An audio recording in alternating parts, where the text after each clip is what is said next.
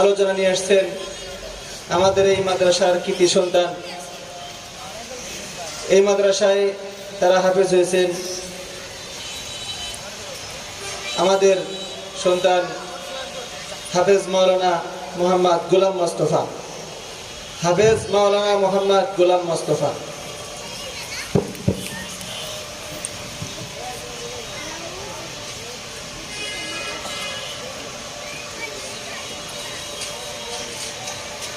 السلام عليكم ورحمة الله وبركاته. الحمد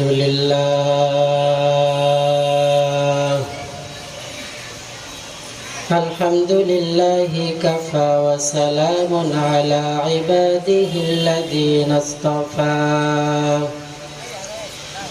أما بعد فأعوذ بالله من الشيطان الرجيم. بسم الله الرحمن الرحيم.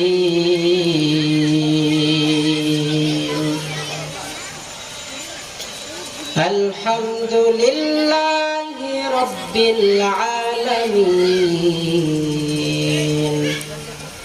الرحمن الرحيم مالك يوم الدين.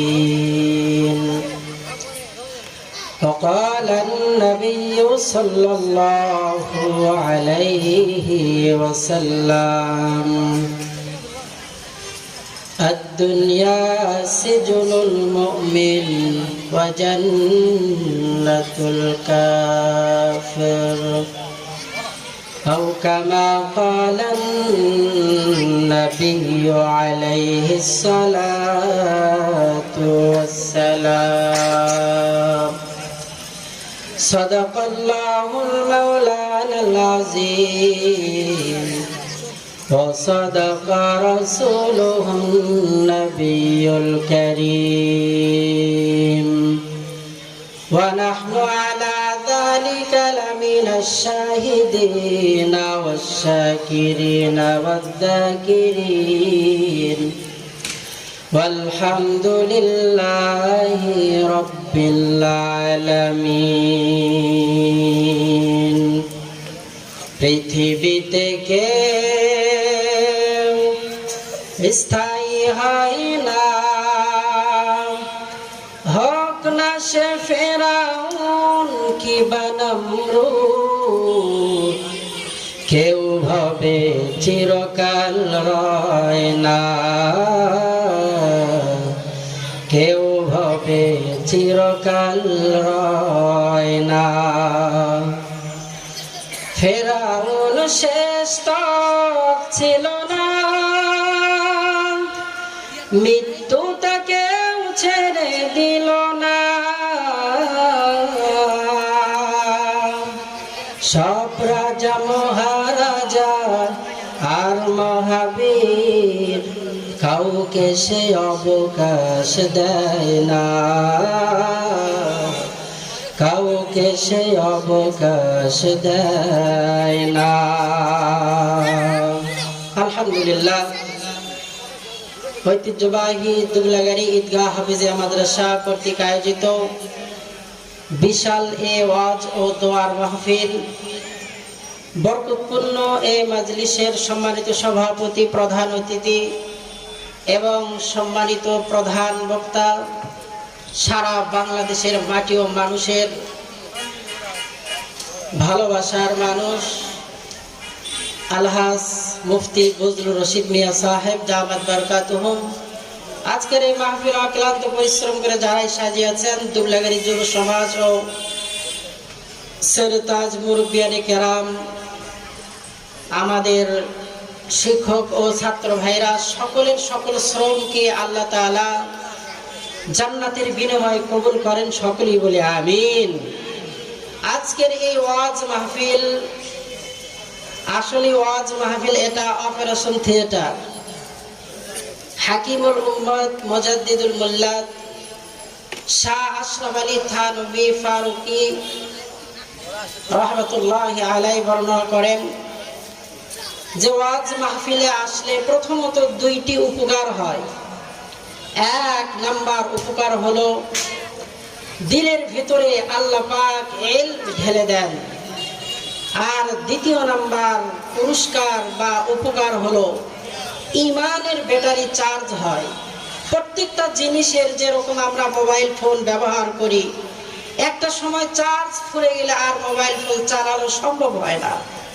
বা auto rickshaw, যে সমস্ত যানবাহনগুলো ব্যাটারি দিয়ে চলে, চার্জ ফুরে গেলে যত দামি গাড়ি হোক না কেন চালানো অসম্ভব হয়ে পড়ে।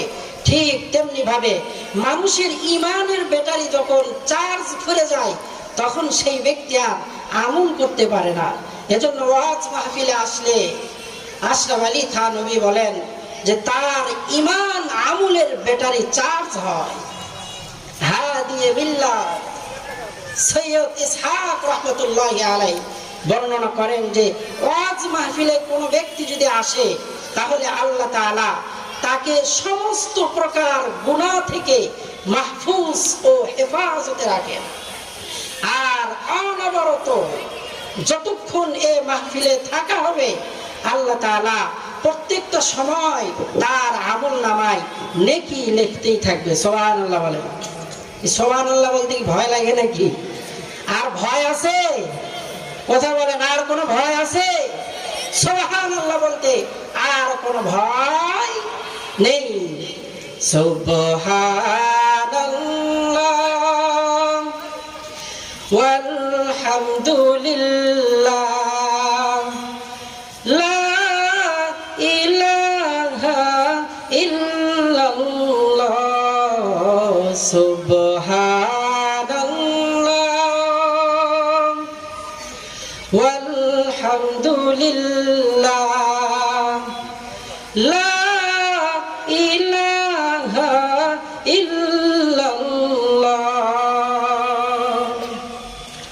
তোমার জিকে পড়ে অবাধ্য হই কেমন করে, তোমার জিকে পড়ে অবাধ্য হই কেমন করে, খুঁজে না পাই কোনো ভাষা,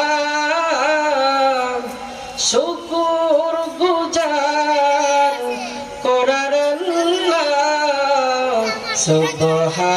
সুবহানাল্লাহ ওয়ালহামদুলিল্লাহ লা ইলাহা ইল্লাল্লাহ লা ইলাহা ইল্লাল্লাহ। রাসূল আকরাম সাল্লাল্লাহু আলাইহি ওয়াসাল্লাম বলেছেন, যেই ব্যক্তি দিল থেকে একবার সুবহানাল্লাহ বলে আল্লাহ তাআলা ওই ব্যক্তির জন্য জান্নাতের ভিতরে একটা গাছ রোপণ করে দেন। সুবহানাল্লাহ বলেন। সাহাবায়ে কেরাম বললেন, ওগো আল্লাহর নবী, এক মর্তবা সুবহানাল্লাহ বলার কারণে জান্নাতের মধ্যে যেই গাছটা রোপণ করা হয় ওই গাছটা কত বড় আমরা জানতে চাই। আল্লাহর পয়গম্বর ডাক দিয়ে বললেন, সাহাবারা, আরবের তেজি দ্রুতগামী ঘোড়া যদি ওই গাছের নিচে 500 বছর বিরতিহীন ভাবে দৌড়াইতে থাকে, দৌড়াইতে দৌড়াইতে ওই ঘোড়াটা একটা সময় ক্লান্ত হয়ে যাবে, এরপরেও সুবহানাল্লাহ বলনেওয়ালা গাছের ছায়া শেষ করতে পারবে না। আল্লাহ তাআলা বর্ণনা করেন, সুবহানাল্লাহ কোন ব্যক্তি যখন পাঠ করে মানে আল্লাহ পাকের পবিত্রতা বর্ণনা করছি। আল্লাহ তাআলা ফেরেশতাদেরকে ডাক দিয়ে বলে, ও আমার ফেরেশতারা, একটা বার বান্দার মুখের দিকে তাকিয়ে দেখো, আমার বান্দা তার জবান দিয়ে বলে আমি আল্লাহ তাআলা নাকি পুত পবিত্র। ফেরেশতারা তোমরা সাক্ষী থাকো, আমার বান্দার চোখের ভিতরে বেগানার দিকে তাকানোর গুনাহ, আমার বান্দার অন্তরের ভিতরে অন্যের ক্ষতি করার পরিকল্পনার গুনাহ, আমার বান্দার পেটের ভিতরে হারাম খাবারের গুনাহ, আমার বান্দার পায়ের ভিতরে অসৎ কাজে পাও বাড়ানোর গুনাহ। ফেরেশতারা সাক্ষী থাকো, সাক্ষী থাকো, আমি রবকে পুত পবিত্রতা বলার কারণে আমি আমার বান্দাকে সমস্ত গুনাহ থেকে পবিত্রতা করার ঘোষণা দিয়ে দিলাম। সুবহানাল্লাহ, চিল্লায়া বলেন।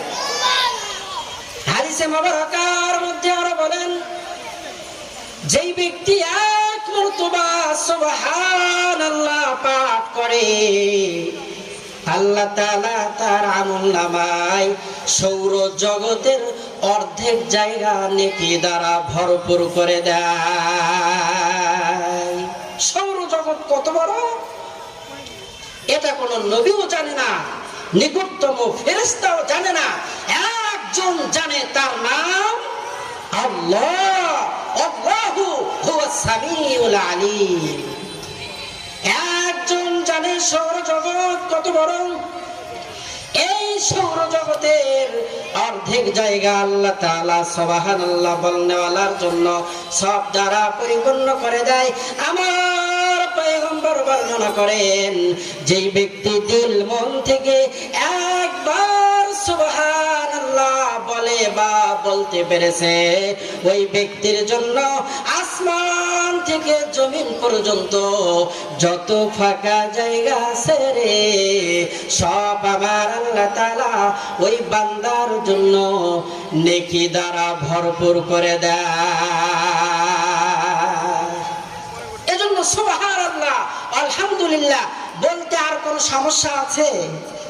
যেই সমস্যা ছিল গত দীর্ঘ 15টি বছর আলেম ওলামা সহ আমাদের উপরে যে রকম জুলুম নির্যাতন আর নিপীড়নের স্টিমরোলার চালানো হয়েছিল, এটা জাহিলিয়াতের বর্বরতার অসভ্যতাকেও হার মানায়। এরপরেও আমরা সুবহানাল্লাহ আলহামদুলিল্লাহ আল্লাহ পাকের নাম জপতে ভয় পাইনি।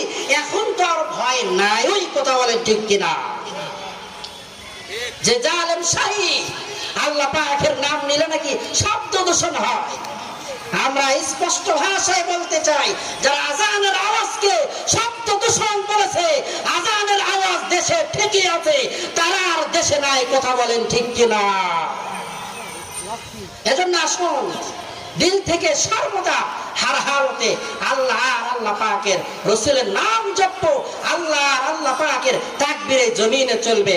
যখন আল্লাহু আকবারের স্লোগান এই জমিনের ভিতরে শাহজালাল মুজাররদ ইয়ামানি রাহমাতুল্লাহি আলাইহি দিয়েছিলেন দীপ্ত কণ্ঠে, ওই সময় সিলেটের জমিন থেকে গৌর গোবিন্দ পালাইতে বাধ্য হয়েছে।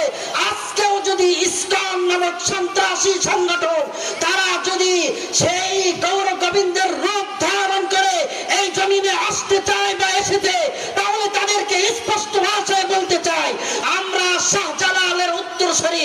তোমাদেরকে গৌর গোবিন্দ যেভাবে পালন করতে বাধ্য হয়েছে, আমরা তাওহীদি মুসলমান এক হয়ে তোমাদেরকে দেশ থেকে পালাতে বাধ্য করব। কথা বলেন ঠিক কিনা? আর কোনো ভয় নেই। এজন্য আসুন দুবলাগাড়ি ঈদগাহ হাফিজিয়া মাদ্রাসার উদ্যোগে বিশাল এই ঐতিহাসিক তাফসীরুল কোরআন মাহফিল। আপনারা আসেন, মাহফিল কিভাবে সফলতার সর্বোচ্চ শিখরে পৌঁছানো যায় এই ফিকির সবাই করি। আসেন, আল্লাহ তাআলা যে কথা বললাম আমাকে আমল করার তৌফিক দান করেন, আপনাদেরকেও আমল করার তৌফিক দান করেন। ওয়া মা তাওফীকি ইল্লা বিল্লাহ। আসসালামু আলাইকুম ওয়া রাহমাতুল্লাহি ওয়া বারাকাতুহু।